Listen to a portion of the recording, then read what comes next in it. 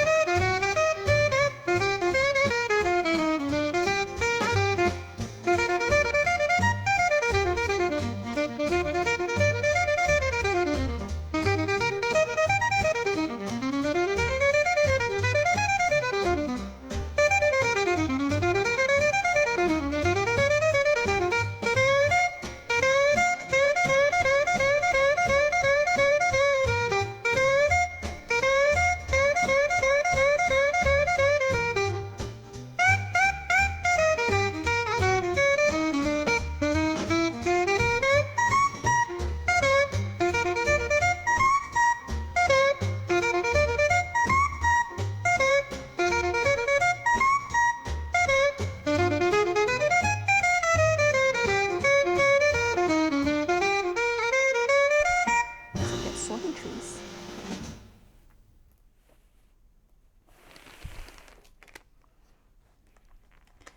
And now if I sandwich them between the trees, voila. Check out all the cute little whimsy shapes.